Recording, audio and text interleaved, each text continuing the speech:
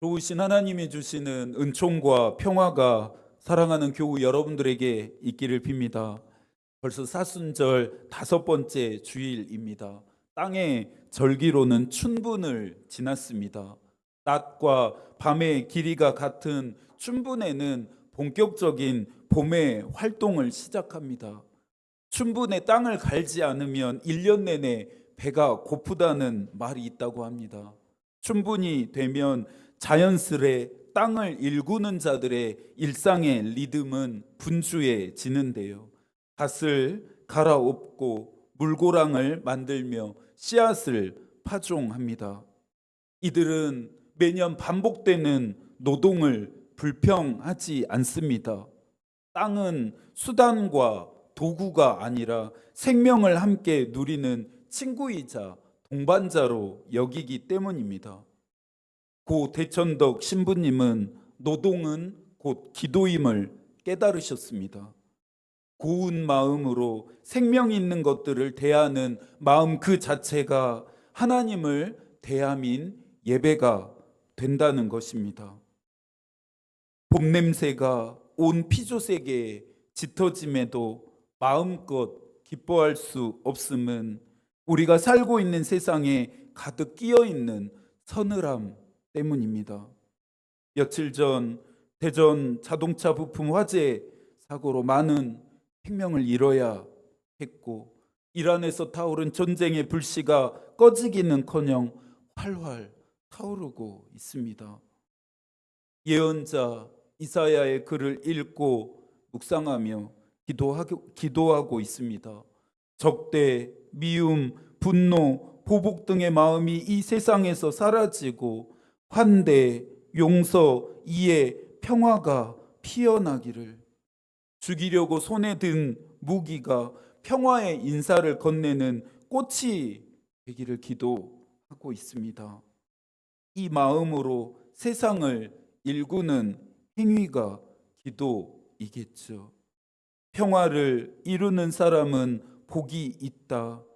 하나님이 그들을 자기의 자녀라 부를 것이다는 예수의 말씀하심이 들리는 것 같습니다. 손자는 병자는 국지대사라 사생지지요 존망지도니 불가 불찰야니라 라고 말했습니다. 전쟁이란 국가의 큰일이다. 죽음과 삶이 달려있는 자리이며 나라가 보존되고 멸망하는 갈림길이니 살피지 않으면 안 된다는 뜻입니다. 전쟁은 국가 간의 충돌로만 끝나지 않습니다. 국가 자체인 백성들의 죽음과 삶을 결정짓는 중요한 일이 됩니다.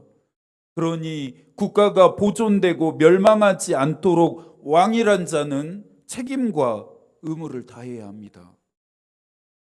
유다 대부분의 왕들은 하나님이 부여하신 신성한 의무와 책임을 저버리고 백성들을 사지로 내몰았으며 국가를 멸망에 이르게 했습니다. 열왕기서는 이스라엘의 멸망을 하늘의 눈으로 해석합니다. 인간사적 해석을 멈추고 하나님의 뜻은 무엇인지를 질문하게 합니다. 질문에 답을 찾을 때만 이스라엘은 하나님이 주시는 희망, 회복과 만날 수 있습니다. 내 인생, 우리의 인생을 해석하는 원리도 똑같습니다. 하나님의 뜻을 기준으로 삼아야 길을 잃지 않을 수 있습니다. 내 인생을 향한, 우리의 인생을 향한 하나님의 뜻을 알아야 우리의 삶의 방향도 올바라질 수 있습니다. 오늘은 유다의 마지막 왕 시드기야를 만날 차례입니다. 유다의 역사를 주관한 느부갓네살은 여호야긴을 폐위하고 숙부인 마따니아의 이름을 시드기야로 고친 후에 유다의 왕으로 삼았습니다. 21세의 나이로 왕이 된 시드기야는 11년 동안 유다를 통치했는데요. 말이 통치였지 무늬만 왕이었습니다. 24장 19절입니다. 그가 여호야김의 모든 행위를 따라 여호와 보시기에 악을 행한지라. 다윗에게는 하나님 앞에 정직했고 온전히 경외했다는 평가가 항상 뒤따릅니다. 그런데 대부분의 왕들에 대한 평가는 여호와 보시기에 악을 행했다입니다. 지속적으로 악을 행한 왕들은 끊임없는 예언자들의 경고를 들어야 했습니다. 예레미야 19장 14절과 15절을 세 번역으로 읽어드리겠습니다. 예레미야는 주님께서 예언하라고 보내신 도벳에서 돌아와 주님의 성전 뜰에 서서 모든 백성에게 말하였다. 나 만군의 주 이스라엘의 하나님이 말한다. 이 백성이 고집을 부려 나의 말에 순종하지 않았으므로 이제 내가 이미 선포한 그 모든 재앙을 이 도성과 거리에 딸린 모든 성읍 위에 내리겠다. 가는 것을 멈추지 않는다는 뜻의 사자성어 왕자 물지는 자신의 뜻을 끝까지 굽히지 않는 상황에서 사용됩니다. 딱 유다의 행태를 지적하는 말입니다. 끝까지 고집을 부려 악을 행한 그들은 심판을 받습니다. 여호야김이 행한 악은 크게 세 가지였죠. 첫 번째는 여호와 보시기에 악을 행함입니다. 악한 왕들을 본받아 하나님을 떠났고 우상을 섬깁니다. 그런 여호야김의 영적인 타락은 개인을 넘어 백성들까지 오염시켰다는 점에서 큰 악이 되었습니다. 두 번째는 정치적 국가 운영입니다. 국가를 운영하는 기본적 시스템이 정치인데 정치적 국가 운영이 왜 문제가 되는 것일까요? 이스라엘이 하나님의 선택을 받은 백성이기 때문입니다. 국가 운영의 기준과 방향을 하나님께 묻지 않고 애굽과 바벨론 사이에서 정치적 신리만을 따졌습니다. 마지막으로 예언자들을 살해하고 폭력과 불법이 이스라엘을 뒤덮게 함입니다. 예언자들을 박해함은 곧 하나님의 말씀을 멸시함이고 폭력과 불법에 관영함은 왕의 책무인 정의와 공의를 행함에 힘쓰지 않았다는 증거입니다.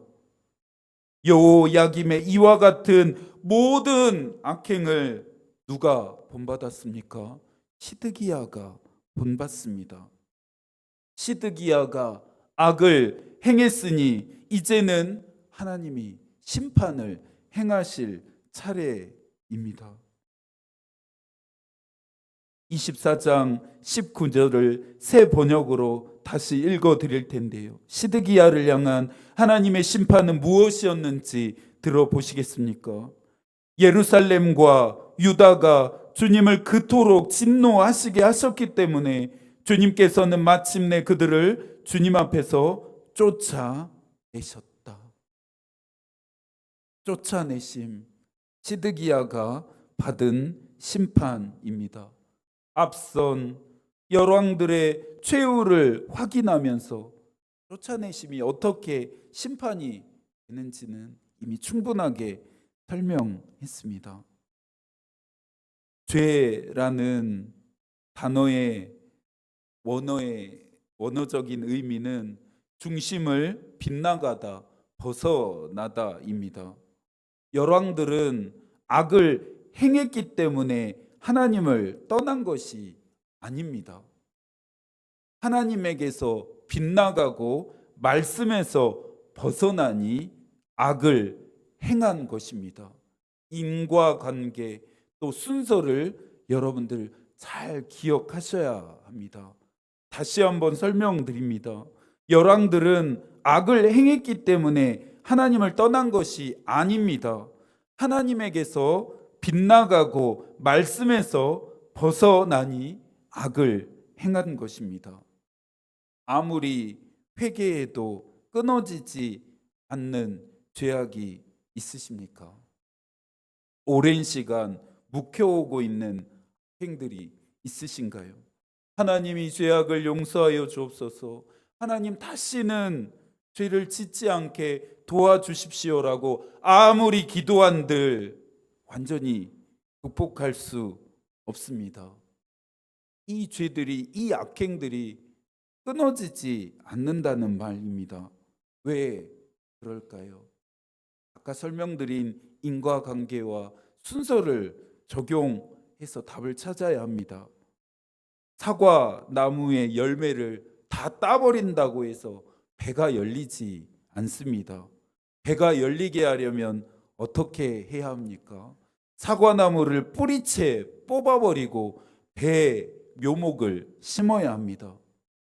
웨슬리는 진정한 회개란 마음에서부터 시작되어야 하는데 이 과정을 마음의 할례라 정의했습니다.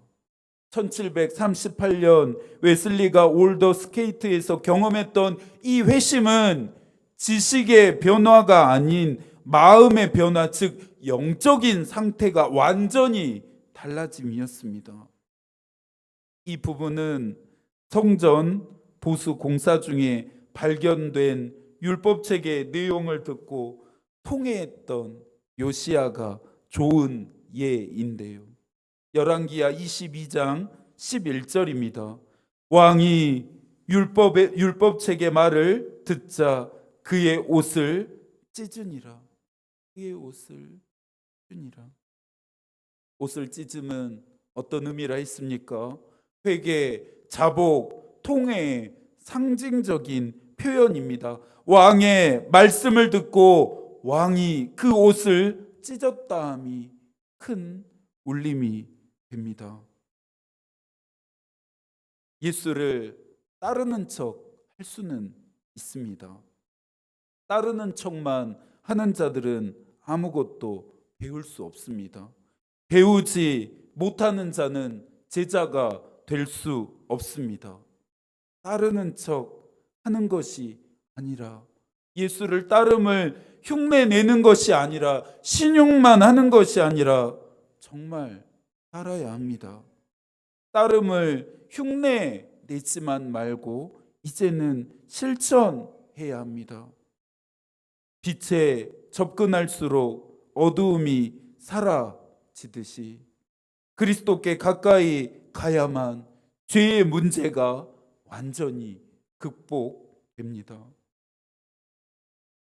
느부갓네살 군대가 예루살렘에 도착합니다. 병법에서 성을 상대하는 전술을 공성전이라 합니다. 공성전의 목적은 완전한 보급 차단을 통해서 완벽한 항복을 받아냄이 목적입니다. 전쟁의 신이라 불리웠던 느부갓네살은 공성전의 유불리를 잘 알았습니다. 25장 2절 포위되었더라. 3절 그 땅 백성의 양식이 떨어졌더라. 4절 그 성벽이 파괴되매. 유다의 멸망 그리고 바벨론 포로 시대가 막 시작되고 있었습니다.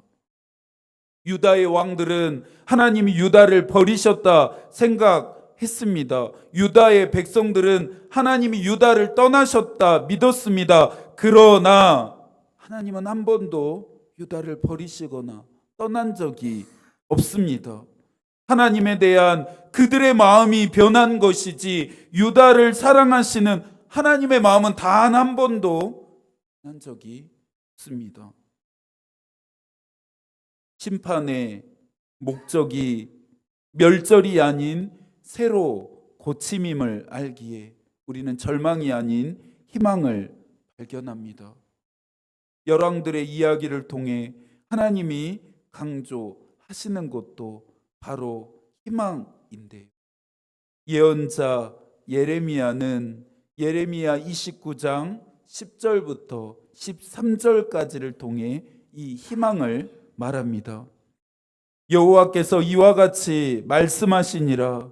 바벨론에서 70년이 차면 내가 너희를 돌보고 나의 선한 말을 너희에게 성취하여 너희를 이곳으로 돌아오게 하리라. 여호와의 말씀이니라. 너희를 향한 나의 생각을 내가 아나니 평안이요 재앙이 아니니라. 너희에게 미래와 희망을 주는 것이니라. 너희가 내게 부르짖으며 내게 와서 기도하면 내가 너희들의 기도를 들을 것이요 너희가 온 마음으로 나를 구하면 나를 찾을 것이요 나를 만나리라. 내가 어디 있느냐? 하나님의 명령을 어겼던 아담을 부르신 하나님의 음성입니다. 죄는 아담으로 하여금 두려움과 수치심을 느끼게 했고, 두려움과 수치심은 아담으로 하여금 하나님의 얼굴을 피해 숨게 합니다. 이처럼 죄악은 하나님과의 관계를 깨어지게 합니다. 아담을 부르신 하나님의 목소리를 들을 때마다 가슴이 뜨거워집니다. 꼭 나를 부르시는 것처럼 들리기 때문입니다. 희선아, 네가 어디에 있느냐? 하나님을 떠난 아담은 하나님의 찾아오심의 은혜를 입습니다.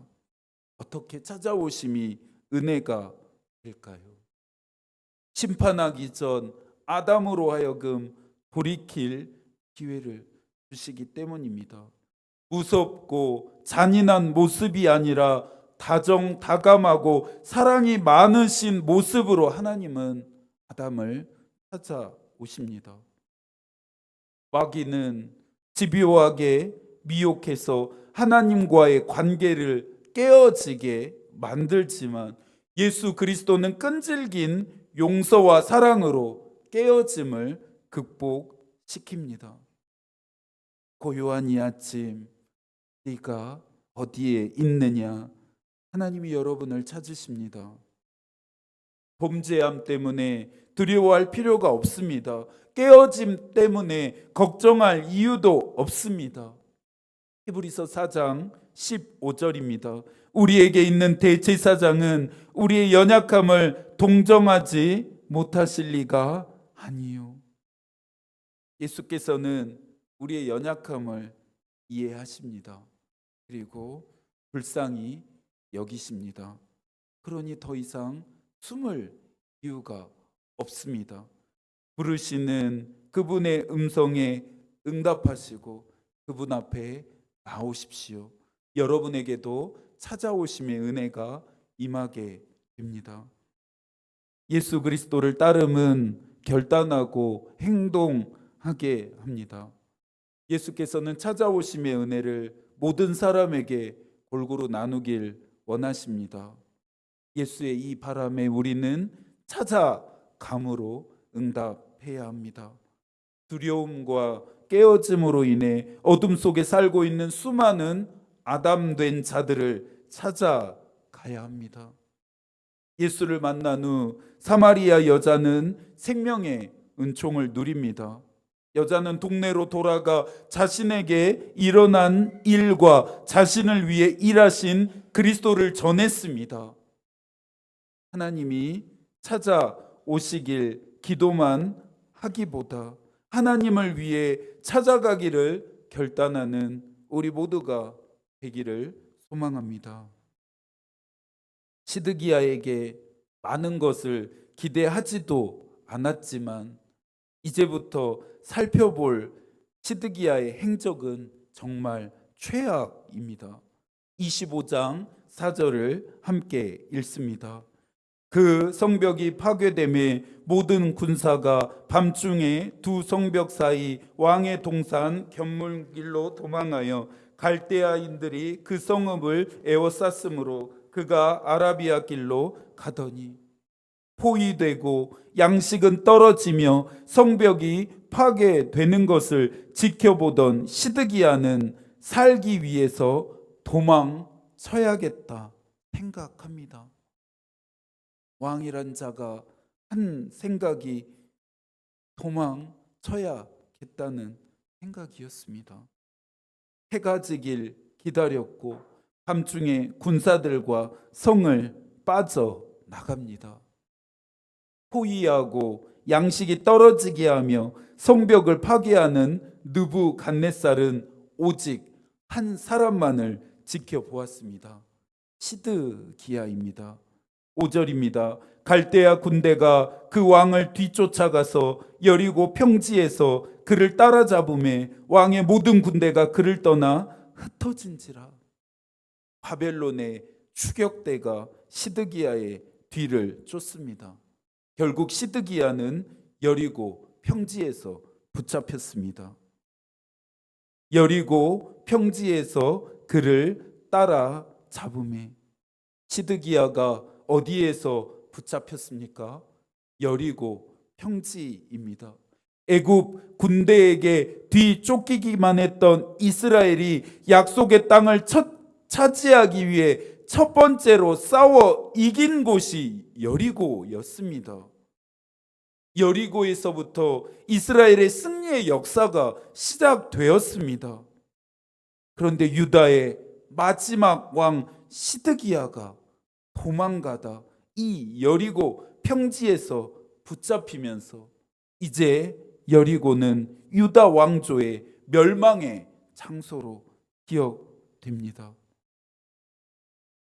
생포된 시드기야가 바벨론 왕 앞으로 끌려. 여러분이라면 배신한 속국의 왕을 어찌하시겠습니까? 7절을 함께 읽습니다. 그들이 시드기야의 아들들을 그 눈앞에서 죽이고 시드기야의 두 눈을 빼고 노사슬로 그를 결박하여 바벨론으로 끌고 갔더라. 예언자 예레미야는 바벨론으로 끌려간 시드기야의 최후를 진술했습니다. 예레미야 52장 11절입니다. 그를 바벨론으로 끌고 가서 그가 죽는 날까지 오게 가두었더라. 바벨론 앞에 끌려왔던 시드기야 앞에서 그의 아들들은 모두 죽임을 당했고 시드기야는 두 눈을 뽑힌 채 죽는 날까지 바벨론 감옥에 있어야 했습니다. 시드기야가 마지막으로 보았던 것은 고통이었고 마지막까지 보아야 했던 것은 어둠입니다. 하나님이 보시기에 악을 행한 시드기야가 받은 진짜 심판입니다. 열왕들의 이야기는 나의 이야기입니다. 그들에게 하신 경고는 우리를 향한 하나님의 말씀하심입니다. 7절에 시드기야의 모습은 죄와 사망의 법에 종 노릇하고 있는 저와 여러분의 모습일 수도 있습니다. 하나님의 경고를 들으며 두려워하실 이유가 없습니다.